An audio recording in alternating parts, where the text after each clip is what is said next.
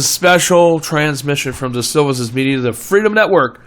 We need your support to support our ministry, but I also want you to listen to this ministry because we do have a book here called The Great Debasement that is by Graig R. Smith. Graig R. Smith, he's the one that wrote the book. And just in case you didn't see it very good, this is it right here. See, Graig R. Smith, The Great Debasement. And it was published this year. We've got a little excerpt for you to listen to, so please listen. And I hope this will help many Christians out here to be better stewards with their money. Please support us, and please support our ministry, but also get this book to support their ministry too. This comes from a radio broadcast that was published and done by this author, and he's given me a copy to be able to share with you on our YouTube channel. So I want you to listen to this, all right? And I hope this helps you all, and please help us. Remember, send your donations to us, 7110 New Hunter Road, Apartment 423, Mechanicsville, Virginia, 23111. To make a credit card debit donation, you can send it to us, called in by phone by 804-789-9373. That's 804-789-9373. Thanks, and please listen to this transmission.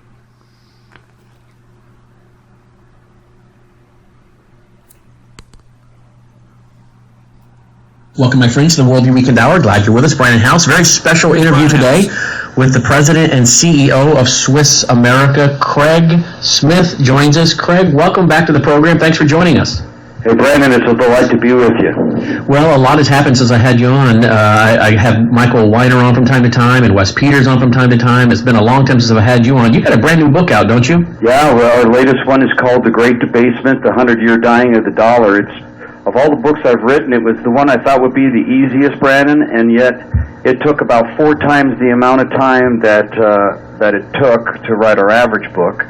And it went through 2 different title changes. We actually originally titled the book Earth AD, Earth After the Dollar, and it turned out being The Great Debasement. And it's a fascinating read. I wish I could get every American to read the book. Well, we're going to give them a number where they can get a copy of the book in a few minutes. Why did it take you so much longer to write this book? Well, let me tell you, we started going through a scenario of what the world was going to look like without the U.S. dollar being the reserve currency of the world, which, as you know, under the Bretton Woods agreements, we became the reserve currency. We took over for Great Britain, for the pound sterling. And so we went back in history and started looking at what other civilizations looked like when they lost their prominence as a world currency. So we went back to the Athenians, and we went back through the Romans and the Ottomans, and of course the British. And we saw a repeating pattern, and that was that every time they debased the value of their currency, it was only a matter of time before excessive debt expansions and debasement of currency caused the citizens of the nation, not the nation, but the citizens of the nation, to become literally bankrupt, and thus bankrupting their kingdoms, and thus losing their power, because, as you know, you can't fight wars without making arrows or bullets or bombs.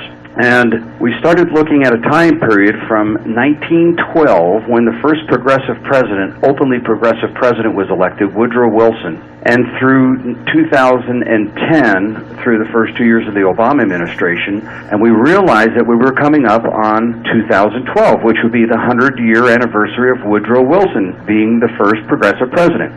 The unbelievable data that we came up with, Brandon, was that there has been a policy on behalf of the progressive side of our politicians to debase the currency at the expense of the people, to the point where now a dollar is worth literally 2 cents in the buying power it had back in 1912. Most people forget history, Brandon, and they forget that the first thing President Woodrow Wilson did was he passed the 16th Amendment to the Constitution of the United States, which allowed him to collect federal income tax. Abraham Lincoln did that through the Civil War, and it was struck down by the courts. Every attempt to was struck down by the courts as being unconstitutional, so Mr. Wilson just amended the Constitution.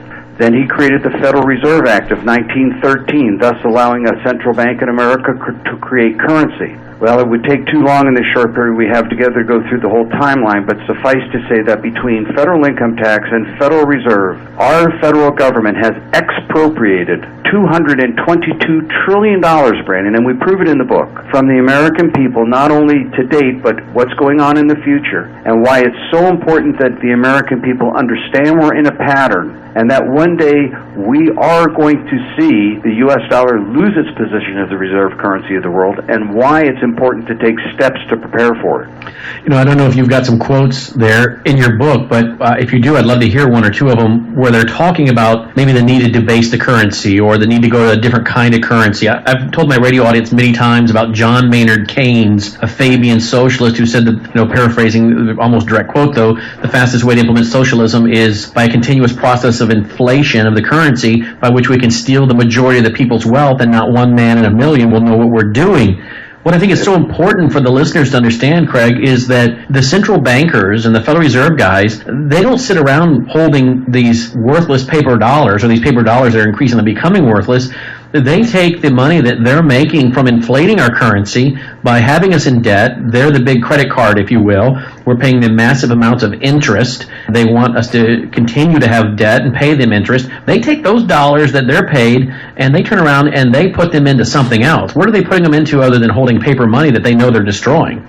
Well, you said it so well there, Brandon, but the money goes to a number of places. Obviously, it goes to fund social programs that our founding fathers never had intended to have happen. It's like the Social Security system. I wrote papers going back to the mid-'70s talking about how Social Security is an unsustainable program in so much as that people pay in about a quarter of what they pull out. The same thing with Medicare. The average American will pay in $100,000 in Medicare and get over $400,000 worth of benefits in the lifetime. That math just doesn't work. But if you look at really what's occurred, it's a way of being able to redistribute wealth. And you said it right. John Maynard Keynes quoted literally the verbiage from the Communist Manifesto, where inflation steals from the people in a way that not one person in a million can diagnose that it's happened until it's already occurred. We had great men like Benjamin Franklin who said, hey, if the American people ever find out they can vote for themselves money, like we saw in the last election, you've lost your republic. And of course, we have seen what credit and debt expansions have done throughout history. You can never avoid the ultimate collapse of a credit expansion bubble. And that's what Ludwig von Mises taught us. Well, let's see whether he was right or not. We saw credit expansion fuel the dot-com bubble going into the year 2000, and we saw the dot-com bubble collapse. Then a huge credit expansion in the housing market, and the housing market bubble popped in 2006 through 2008. Now we're doing the same thing with government debt. And what terrifies me, and I shouldn't use the word terrify because my trust is in the Lord, just like yours and your listeners is, Brandon. But what concerns me is that the American people that are not listening to Worldview Weekend, people that are not staying informed, are literally being set up for the theft of their hard-earned money. This is not going to hurt people that are borrowers. Quite the opposite. This is going to benefit borrowers and people who are in debt. Who's the largest debtor in the world? The United States government. But this is going to decimate savers and people who have put away for a rainy day and who have postponed today's pleasures for tomorrow's security. They didn't go buy the big screen TV. They put money safely in their IRA or a savings account. Those are the people that get taken advantage of. And when you study the 1923 hyperinflation, people say, oh, that could never happen in America. Well, hyperinflation, the actual definition, Brandon, is a 50% increase in price over any 30-day period. I could argue you've seen hyperinflation in the vegetable markets at our grocery stores on certain months. But that being set aside, when you look at the hyperinflation of Weimar Germany, people forget 1921 and 1922 were very prosperous years for Germany. The RU was expanding. They virtually had zero unemployment. The average German citizen lived very, very well. And then the inflation started to hit. And you know the stories of people taking wheelbarrows full of marks to buy a loaf of bread.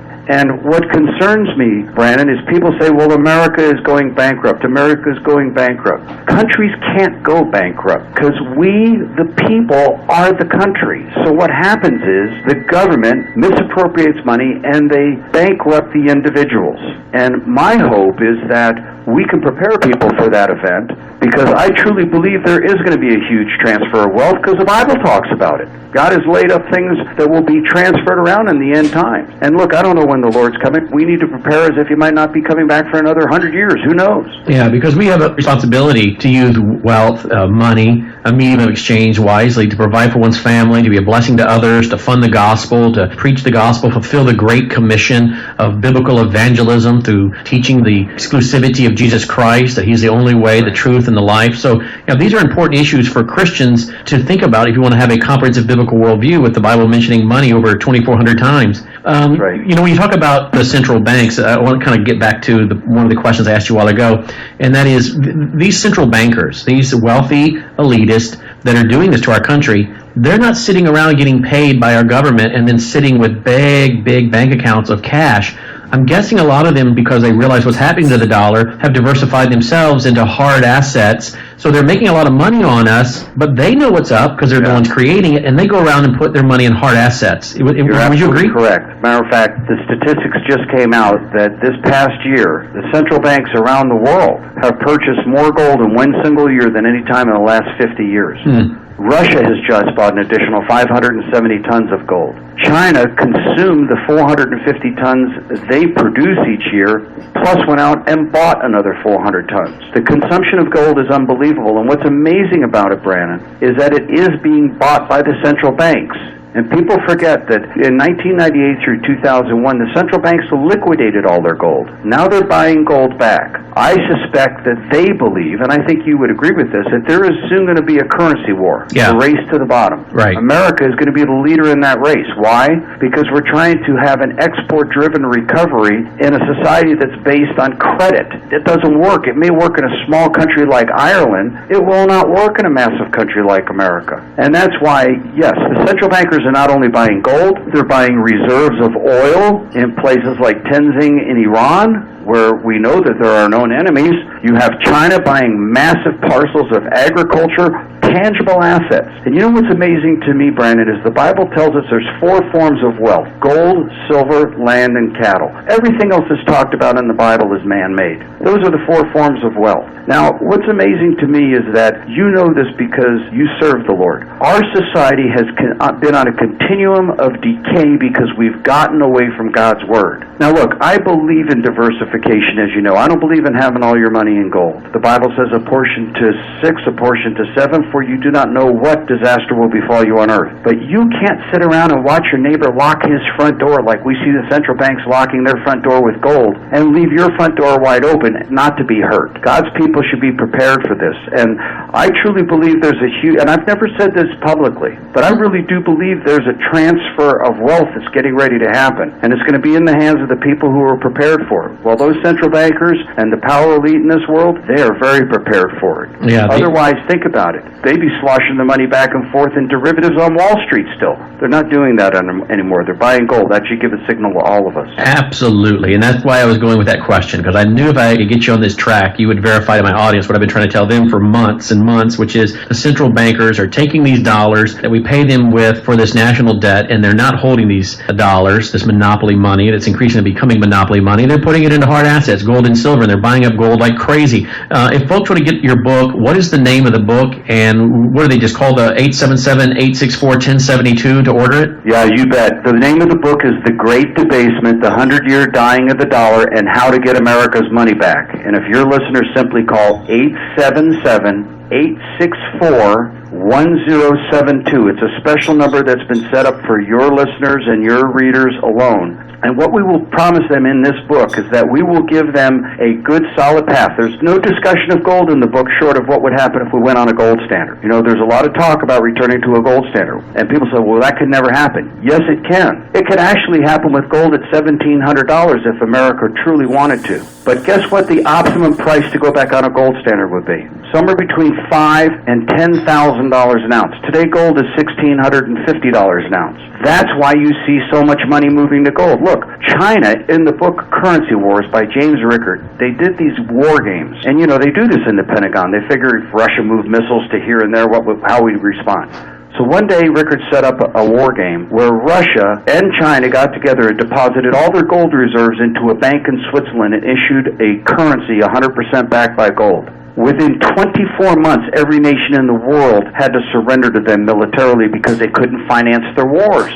And when they saw this, it shook James Rickard up so bad, he wrote this book called Currency Wars. Brandon, everything you've said to your listeners that you got directly out of the Word of God and inspired by the Holy Spirit is getting ready to happen throughout the world. We're not trying to frighten people. We're trying to get you ready. This should be exciting. God's Word is happening right before your eyes. You can't look at the news and not see the Word of God anymore. That is so true. And we deal with that every week with our Friday Middle East update, what's happening with Russia and Israel and Iran and Syria and Libya and Egypt. It really, truly is. Tell me again the title of the book. The title of the book is The Great Debasement, The 100-Year Dying of the Dollar and How to Get the Money Back. The toll-free number is 877-864-1072. And what we did in this third book of my 3 books, Crashing the Dollar, Inflation, Deception, and this is our final chapter of it. And we have a family called Peggy and Ryan. They're a couple that have worked hard all their lives, have always played by the rules, have paid their tithes, have paid their taxes, have been good people, and they wake up one day and realize that all the equity in their home disappeared because of the games that were played in the credit market. All of a sudden, the money that they work hard for to stick away every week in the bank and not go out to eat and not do special things, all of a sudden they found out the government devalued it, and we show how it's happened throughout history. What we're getting ready to see is nothing new, Brandon. This has happened to the Athenians, the Romans, the Ottomans, the British. I can even show you smaller countries, Argentina, Venezuela, Brazil. And you know what's amazing? When we were talking about central banks buying gold, the central bank of Iraq is buying gold right now. This is a nation that's war-torn, that's coming back from the ashes. They're buying gold. What does that tell the world? They don't want to sit on U.S. dollars. Now, when they call this toll-free number, Craig, do they purchase the book there? Are you giving the book away? What are you doing? No, here's what I need them to do. The publisher's been gracious enough to do this with us. What they need to do is let the person know that they speak to that they are either part of your email list or one of your listeners on the radio, that you're listening, you're a follower of the Brandon House Ministry, and that you are a Worldview Weekend follower. Mm-hmm. And that person will take your name and your address. They'll verify the address for the publisher through a quick phone call, and then that book will come out post-paid. There's no hidden cost. There's no obligation. We only ask one thing. The statistics show us that traditionally people read 1/3 of a book and they never get to the end of it. And we wrote this book specifically so you'd read the whole book. Okay? And I beg that you read the book all the way to the end, because the last chapter is very, very important. And then I ask you to discuss it with your friends and your neighbors and your pastors. We are called to be salt and light. Look, I want to be ready to show there's an answer. There's so many people bellyaching and cursing the darkness. This is what I love about your ministry. I want to light a light. I want to give God's people knowledge. Knowledge is, but my people perish for lack of knowledge.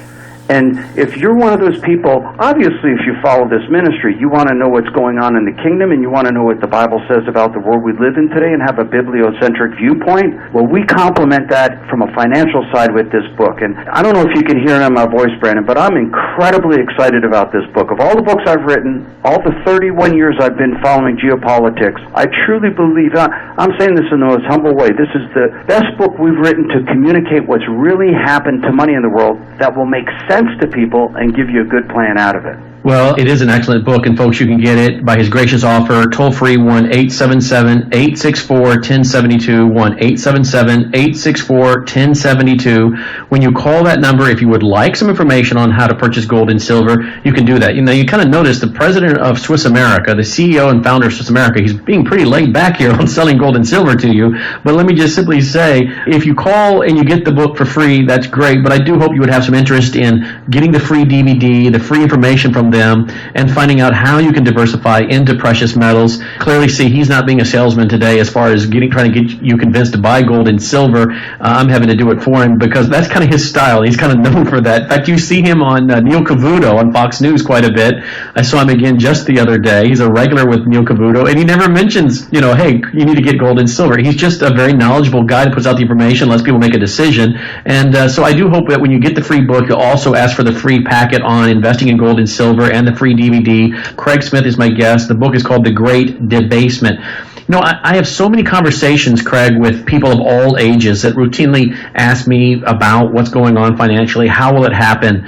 I was speaking and teaching a Bible study the other night, and most of the people in there were retirement age. Most of them had not retired. So few people now are retiring because they realize they better hold on to their job because they know it's coming and they're going to need income and not be sitting on a fixed income. So a lot of them, though, retirement age, still working. And at the end of the Bible study, it switched over to talking about the economy. I cannot tell you the number of conversations in a given week when people who know what I do for a living and the things that I study and that I've been writing about in my books, my second book in 95, I wrote about hyperinflation in America, they will corner me and they will talk to me forever, one question after another, trying to understand the very basics of the money system, the money supply, banking, fractional reserve banking, what would happen if Americans went to the bank to get their money out, will we see runs on the bank, will we see capital controls, if the government declares a bank holiday, what does that look like, how long does that last, what does that mean for me getting to my money, what does it mean for the value of my money once the bank opens back up?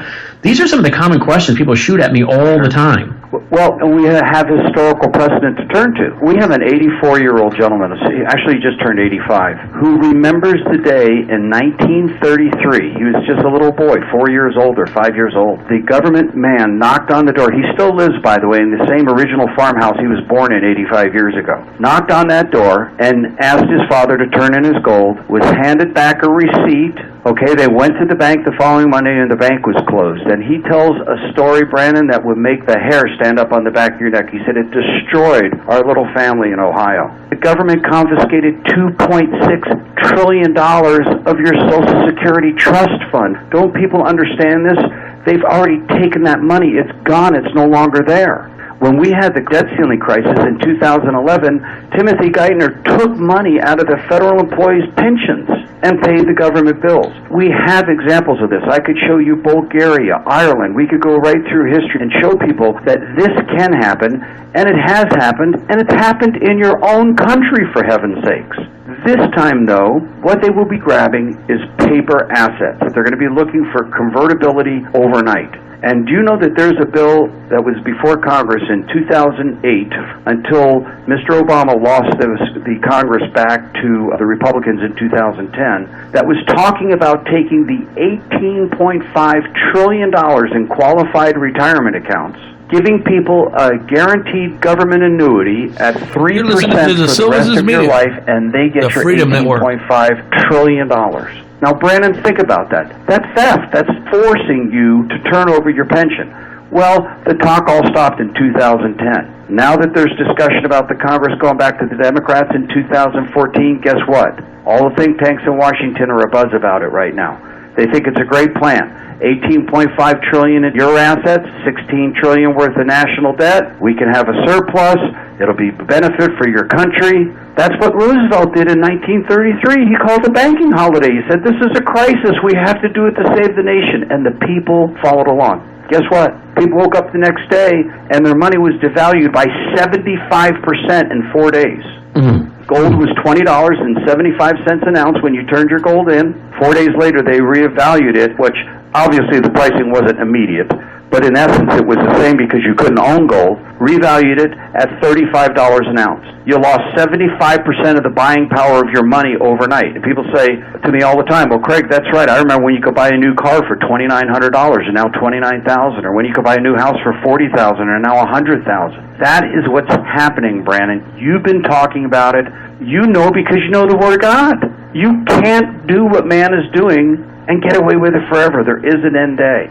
You know, Craig, a lot of folks want to know, what is your prediction as far as the death of the dollar? You think the dollar is going to go away, and if so, how long? And what would it look like? Would we just wake up one morning and find out that the president has signed an executive order declaring bank holiday and you can't get to your money for a few days? Will they roll out a new currency? Will it be a regional currency? I don't know if you saw in the Bloomberg news reported, I think it was about 2008 or 2009, I have a picture of Bloomberg where the president of Russia, then Medvedev at the time, showed a coin to the G20 and said, here it is when we're ready for our international currency. And Bloomberg actually had a picture of it, and I have it on my computer, Unity in Diversity. And they said, here's the new global currency if we ever want to go to it. I don't know if we're going to go regional currencies first before a global currency. I know the Bible tells us eventually there will be a one world currency, and no one will be able to buy or sell unless they have the mark. But what do you think? We're going to go to a regional currency? Does the dollar die? Do we not go to a regional currency, but just a new currency? What do you see the scenario playing out, and how does it play out? Well, first off, let me tell you that I do see it playing out that way. I do believe we're going to go to a one world currency because the Bible talks about it. But when you bring up this thing with Putin and all, it's interesting because, Brandon, we wrote a little white paper called The Government's Next Target, Taking Your IRAs, 401k, and pension plans and How to Protect Your Life Savings. And we basically put a scenario together where we showed that you'll get no advanced warning. I mean, and let's be honest about this. The government and its media lapdogs simply allow the President Obama to say something like, we're facing a Pearl Harbor, like a digital foreign attack on our banking system or some vague crisis. I mean, he talked about it in the State of the Union the other night. Did you notice that? Yeah. And bringing up the potential of cyber attacks. And so he'll just, I'm going to have to act decisively and heroically to save the savings of all Americans. So, and again, this is a possible scenario. He could just close the banks related to financial institutions. Maybe the stock markets will be closed for a few days by government orders, and then they'll reopen with the actual people's money that was in their pensions now missing with a government IOU there. And this has been done before. I mean, we're Bible believers. I mean, might I remind people what happened in Israel? I mean, in Israel in 86, they had hyperinflation. And what did they have to do? They replaced the shekel with the NS, the new shekel. We saw it happen in 1993 in Mexico with the peso. I mean, I could give you example after example of where this has happened. So let's not think for one moment that this can't happen in America. And so I suspect it would be Putin and Mr. Obama and others saying, look, we have a world financial crisis here. We have no choice but to do this. They convince us to put up a tarp, for Pete's sake, swearing that if they didn't get the money, it was the end of the financial world. Do you remember that? Yes. And think about it. 3 weeks in a row we were told, if this doesn't pass by Friday, Monday the stock market won't open. Well, it opened. Another week, it opened. Another week, it opened. It was only until they added $85 billion worth of pork barrel spending to the TARP bill that it passed. Now, what does that tell you? They make these crises up, in my opinion, I agree, to be able to get into your pocket. I agree. So do you think we'll bypass a regional currency, or do you think we'll go right to global? No, I think we will go to a global currency, and I believe it's going to be, and I share this in the book, that it will probably be a special drawing right that's issued by the International Monetary Fund. I'm speculating on this. Be 25% made up of euro dollar, 25% US dollar, 25% Asian and Russian currency, and 25% gold. And how much would your 50% gold and 50% currency? And how much would your so they close the banks, they roll out this new currency. Let's say you had $50,000 in the bank. What do you have in the bank now after the banks reopen? That is the hardest question for me to answer, and this is pure speculation, Brandon, okay, because I can only look at what's happened in Mexico or what's happened in Israel and try and apply it to a larger economy like ours. But your $50,000 will probably spend like $5,000. If a new car costs you $50,000, it'll go to $500,000. And in other words, it won't be that your $50,000, they say you have $5,000. It will just have the equivalent buying power. In other words, it'll take you 10 times more currency to buy the same goods and services. Yeah, your $50,000 will still be there. You just won't buy but about $5,000 worth of goods. That's correct. And that's inflation. And that would be because gasoline would go from $4 a gallon, and I know you're going to think I'm crazy, but it could go to $40 a gallon. I mean, people forget, in hyperinflation, you can't get rid of the cash fast enough before it depreciates again. And that's why I believe it will be a global currency, because the world is so dependent on the U.S. dollar right now. Well, they already have the SDR, the special drawing rights. That's already been set up, and many have written in the financial papers that is the beginning of a one world global currency. Yes, and I think all the pieces are in place. I want to make sure your listeners are clear on this. These people that are going to engineer this, Brandon, they don't see themselves as evil. They see themselves as good doers. They're going to save the world. They're going to make things better. It's never worked in world history. It's not going to work this time. What made this nation great was our founding fathers with a Bible in one hand and a quill and parchment in another hand, looking for God's guidance, to be a lender, not a borrower, to not allow debt, all the things that the Bible tells us. The Bible is the most perfect business plan in the history of the world. Our founders put that together. They knew these things could happen if we ever strayed from the Bible and the Constitution. Now the Constitution is looked at. Listen, folks, listen to this person. He's telling the truth here. This is what we need to do. This makes sense. You know, I've been reading the book. There's some valuable information in this book. So please, call the number. It will be mentioned again later here in a few minutes in this broadcast. Please call this number because this book really is a real book and it can help you. I'm sorry the poor lighting is better, but we get better equipment in supporting our ministry and this cause. We will have better stuff, but right now just bear with us until that happens. But anyway, the audio is clear. But really listen to what he's saying because this is true, folks. This is really happening, and it's going on right now. It happened in Roosevelt's time, just like it was alluded to a little bit ago. It's happening even right now. Our country is getting ready to go into hyperinflation. This is really serious stuff. So you need to prepare for it if you haven't already. Start doing it now. Going back to the broadcast. Well, we just got to amend it or change it or interpret it differently. The Bible is not even allowed in our schools anymore. And what made us a great nation was because we followed God. We followed His principles. We followed the principles enshrined in the Constitution. We don't do that anymore, Brandon. And I'm not trying to be fatalistic. Look, the world's going to change. It's not going to be the end of the world. I mean, in Weimar, Germany, Germans still live. They didn't die in the streets. I mean, the sun came up in the east the next day and life went on. But your life savings were wiped out. So you had to start all over again. Could you imagine being a retired person having to start all over again, Brandon? You can imagine, and you shouldn't have to if you're prepared properly. Craig Smith is the president CEO of Swiss America. You see him oftentimes on Neil Cavuto's program on Fox News. I just saw him the other day. In fact, I met him and came to know Craig through a mutual friend, Michael Reagan. And so we've been working with Swiss America for some time. Craig, what year did you start Swiss America? I started Swiss America in 1982. We incorporated in 1983. So we're celebrating our 30th anniversary of incorporation. As a matter of fact, it just passed, and our 31st year of actual operations. Okay, as we look to wrap this up, Craig, what are you suggesting people do to get ready? You're pretty laid back here on the not pushing the gold and silver too hard, but I know that's what Swiss America does. Right. So, and I know you're not saying everybody needs to run out and dump all of their money into gold and silver. You need to be wise and do it in a certain percentage. But let's say you're talking to people of different age. You're talking to a young person, but maybe you're talking to a retired person. I mean, obviously the information is going to be different, so you can't give a flat plan for everybody. But I'm thinking of that retired person that's got a large IRA right now, and I know some of my friends who have done some of the research and asked me questions, and I don't give financial advice, I give financial opinion, but some of them have said, you know what, I don't trust the government either, and they've gone and put their money into a gold IRA because it offers them a lot of protection and a lot of control. But then the young person who doesn't have a real big IRA, but maybe because, again, they're at cash because they're young and they're thinking, you know, eventually a down payment for a house or buying a new car, and a young person the other day said to me, you know, here's what I've got in savings, how much of that should I be putting into precious metals, because I'm afraid that inflation's going to kick in and I'm not going to have the purchasing power that I would have otherwise. So how do you give advice to both young, middle-aged, and older?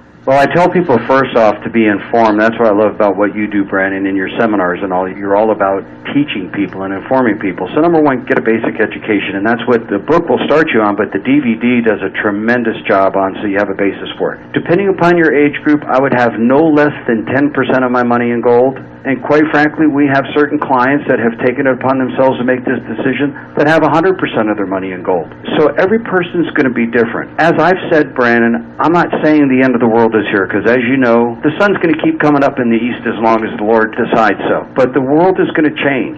And would I rather depend on something that has a track record for 6,000 years like gold and silver, or something like man-made paper that we know literally steals from people? Everybody's different. I have a huge portion of my money in gold, and I'm glad I did, because in some people's eyes they say, my gosh, you've tripled your money. Well, I don't look at it that way, Brandon, because see, I look at gold as an insurance policy. At the end of each year when I pay my car insurance premium, I rejoice that I haven't had a car accident. I don't get angry that I paid my car insurance and didn't have an accident, so therefore I didn't get to use it, for Pete's sakes.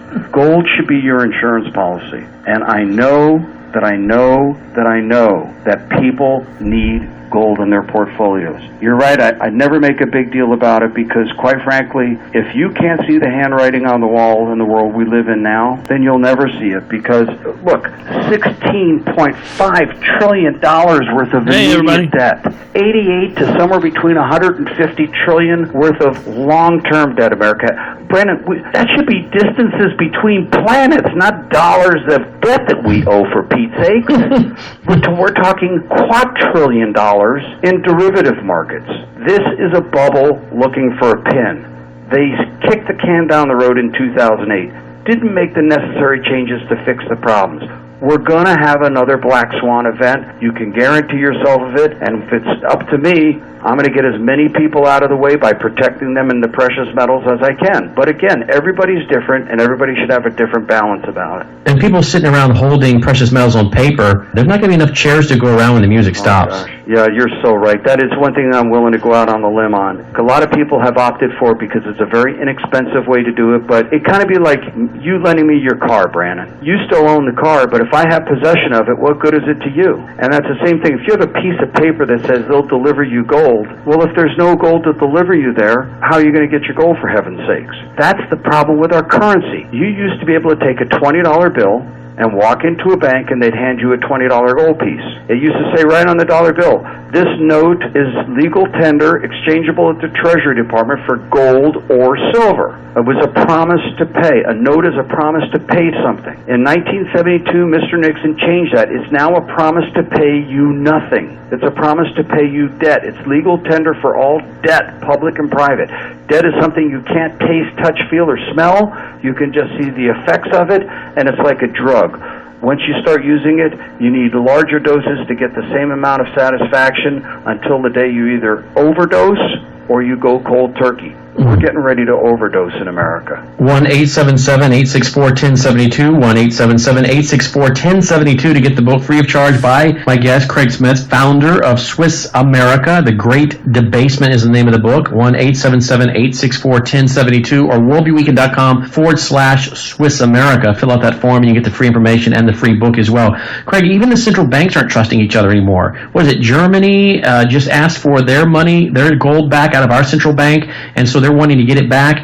Have they come and gotten that yet, or is our government promising to give it to them over the next few years? How is that all working out? Yeah, isn't that interesting? I don't know if I should talk about this or not. Sunday night of last week, I had dinner with the 38th Director of the Mint, Edmund Moy. Ed and I had some meetings on Monday together, and we brought that very subject up. And I challenged Ed because the last time that the gold was completely inventoried in Fort Knox was my birthday, August 29th, 1954. And Ed says, oh, yes, the gold is there. I know it's there. I've seen it's there. I said, Ed, have you lifted up the bars? Have you actually touched the bars yourself? There's a big suspicion that there may not be any gold in Fort Knox, Brandon. And my suspicion is why have we been so slow in response? If German has a call on our gold, why don't we simply make the delivery? Brandon, you're right. When the world bankers stop trusting each other, and when countries stop trusting each other, but they want us to trust the currency that they produce, I may have been born at night, but I wasn't born last night, Brandon. Well, what's the length of time that our government's saying we'll give it to Germany? How long? How many years are we telling we'll give it to them over? Do you know the figure yet? I don't think there's been an official announcement on it, and I suspect that it would be buried in some of the Fed notes along the way. I doubt it will ever be disclosed. Again, this would be the very information we would find out if Ron Paul had been successful, and hopefully his son picks up the torch on this and gets a full audit of the Federal Reserve. Yeah, because it will be the Federal Reserve's requirement to deliver the gold. If the Feds had it, you think they would go ahead and give Germany what is rightfully belonging to their nation.